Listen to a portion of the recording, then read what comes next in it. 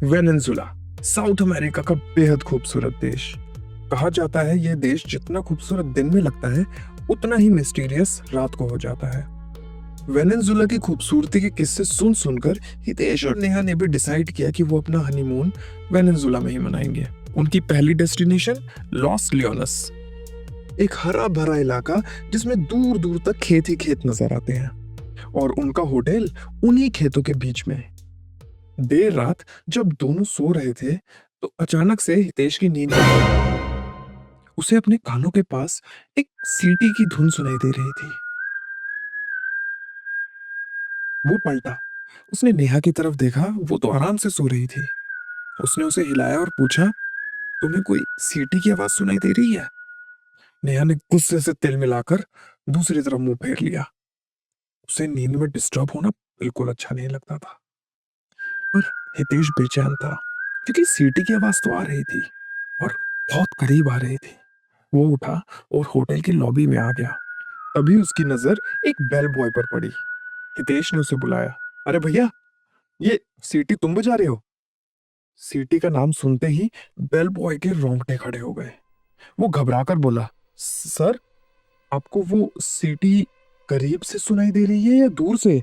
हितेश को ये सवाल बड़ा अजीब लगा, मगर फिर भी उसने कैजुअली बोला, करीब से लग रही है भाई, पर आ कहां से रही है ये समझ नहीं आ रहा। इतना सुनते ही बेल बॉय ने राहत की सांस ली। वो बोला, शुक्र मनाइए साहब, अगर ये आवाज आपको करीब से सुनाई दे रही है तो वो अभी बहुत दूर है। इतना कहकर वो जाने लगा। हितेश ने पीछे से आवाज दी, ओ भैया, कौन दूर है? बेल बॉय बोला, एल सिल्वोन। हितेश को लगा शायद बेल बॉय नशे में है। गुस्से में वो रिसेप्शन पर शिकायत करने चला गया, लेकिन इतनी रात को रिसेप्शन खाली था। सीटी फिर सुनाई दी, लेकिन इस बार वो आवाज बहुत दूर से आ रही थी। हितेश का दिल जोर से धड़कने लगा। उसने इधर उधर देखा तो होटल के स्विमिंग पूल के पास उसे एक साया दिखाई दिया। एक बड़ा सा बोरा उठाए लड़खड़ाते कदमों से चलता हुआ एक साया। हितेश को लगा शायद कोई होटल का कर्मचारी होगा। वो बाहर निकला और उसकी तरफ बढ़ते हुए बोला, भैया, आप यहाँ काम करते हो? अचानक सीटी की आवाज बंद हो गई। वो साया पलटा और जैसे ही उसने हितेश की तरफ देखा, हितेश की रूह कांप गई। वो कोई होटल का कर्मचारी नहीं था, वो एक मुर्दा था, और उसके कंधों पर रखा बोरा खून से सना हुआ था। वह मुर्दा धीरे धीरे हितेश की तरफ बढ़ने लगा। हितेश चीख पड़ा और वहां से भागने लगा। वो मुर्दा उसके पीछे लपका। भागते भागते हितेश होटल के बाहर आ गया और एक कोने में छिप गया। वो हाफ रहा था, पूरा शरीर डर से कांप रहा था। तभी उसे फिर से वो सीटी सुनाई दी, लेकिन इस बार आवाज बहुत दूर थी। हितेश ने राहत की सांस ली। शायद चला गया, उसने सोचा, और वो जैसे ही पलटा, वो मुर्दा उसके बिल्कुल पीछे खड़ा था। अब हितेश को लगा उसकी मौत पक्की है, लेकिन तभी अचानक कई कुत्ते भौंकते हुए वहां पर आ गए। कुत्तों को देखते ही वो मुर्दा वहां से भाग निकला। हितेश किसी तरह भागकर होटल पहुंचा और उस बेल बॉय को ढूंढ निकाला। बेल बॉय ने पूरी बात ध्यान से सुनी और कहा, सर, इस इलाके में एल सिल्बॉन नाम का एक मुर्दा भटकता है और वो कुत्तों से बहुत डरता है। कहते हैं अगर उसकी सीटी आपको करीब से सुनाई दे तो समझिए वो बहुत दूर है, और अगर आवाज दूर से आए तो समझ लीजिए वो आपके बिल्कुल पास है। फिर उसने एल सिल्बॉन की कहानी सुनाई।